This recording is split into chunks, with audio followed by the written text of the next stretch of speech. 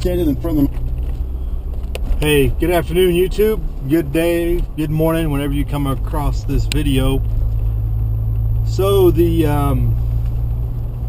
anti-fascists have recently come out with a video of their firearms training, for lack of a better word, I guess. Saw it a couple days ago on Twitter, shared it, had some comments from people, saw some comments around the blogs and the YouTube and everything, and it seems people aren't taking it quite so seriously, saying how it's a joke, and obviously these guys aren't well versed in their firearms, and that all might be true, but I don't think we should dismiss it. And I think there have been several people that have commented to that. The Third Option came out from behind the curtain and did a video the other day relating to that, and to take it about how serious it could to take that, and it demonstrates their commitment. Whoa! And definitely don't just dismiss it just because it's not the most tactically proficient group. And I would even say that could just be the propaganda behind it. Whether or not they're being proficient or not, it is a propaganda tool to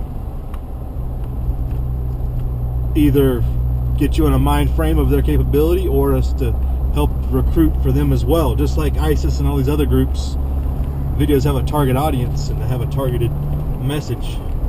So don't discount it just because of some of the proficiency displayed. And on another note, as far as the escalation of this, and I've said this for a while, the Antifa is just the useful idiots of the New World Order, communist, globalist infiltration, however you want to view the overall overturning of America.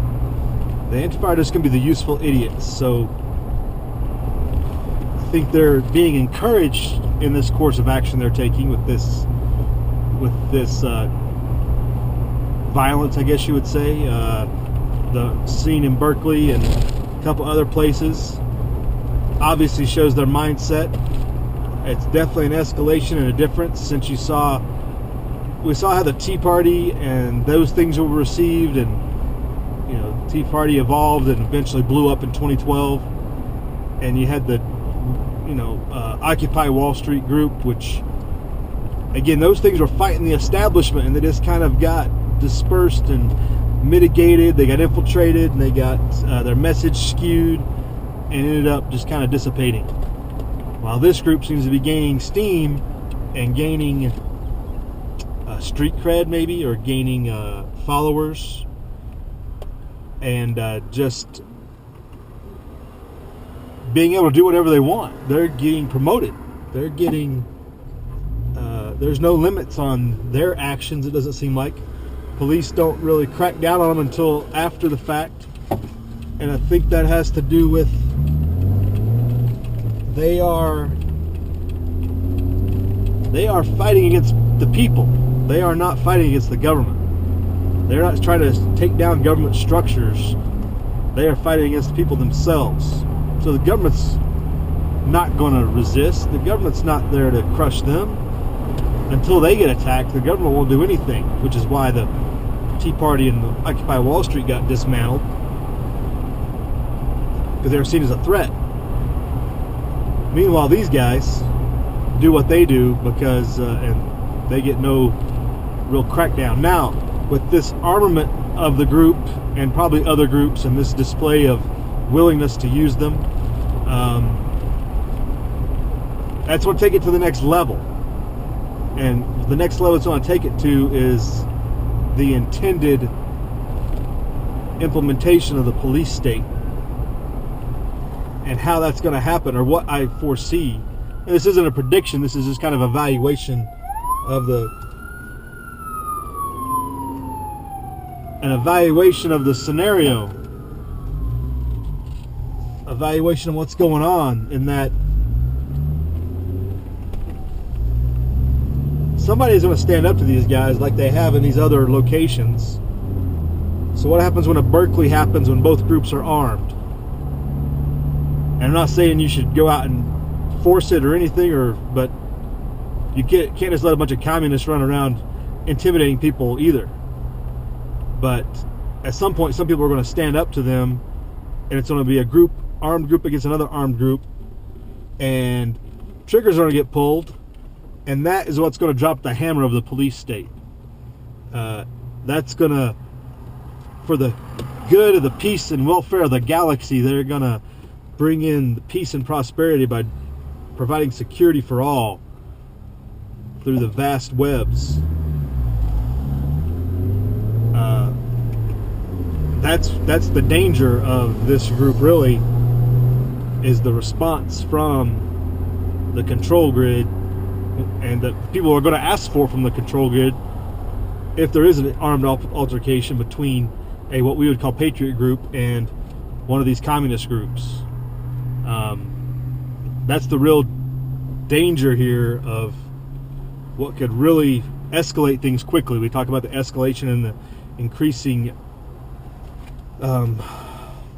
just the way things speed up and the way events happen.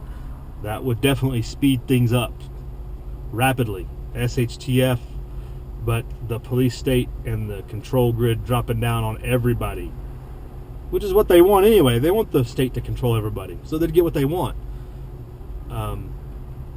But even with that being said, I would pose a warning to anybody who could be put in the position of being on the other side trying to resist these guys, that be fully prepared mentally to treat them just like any other thug who would raise a firearm against you, and you cannot hesitate. And looking at that video of that group and seeing some of the common themes of these groups, it's a younger crowd, it's mostly under 30, they all look like they're 19, they might be in their mid-20s, and we're programmed to give people the benefit of the doubt that you can rationalize with people. And even when things get heightened at that point, there may be a tendency on some people's mindset that they can talk them down or rationalize or come to terms with these people as they're raising their weapons, pointing them at you. You're not treating them the same as you would some other thug that you have long been committed to, opposing violence with violence. And I would just remind everybody, if you ever get put in that position, do not hesitate, because hesitation causes catastrophic casualties. And we and others of similar mind cannot be caught off guard just because this crowd looks a way that we perceive to not be either fully committed or fully dedicated, and that we can sway them in any way. Because I don't think that's true, but also you don't have time to hesitate. The time for talking is done when you get to that point to where people are standing off with each other. It's a commitment to the cause, I guess you would say. And while they may not show propensity and they may not show in those videos how quickly and efficiently they can use arms, you can't take it for granted if you ever got into a face-to-face with them that it wouldn't go down quickly. So don't underestimate, don't hesitate. You would have to treat it like any other somebody that's bringing armed violence against you. So in a middle preparation point, just understand that moving forward, I think that it can't be when it gets to that point, it's too late. So I think Hibernius-son can probably do a better explanation of that mindset, but definitely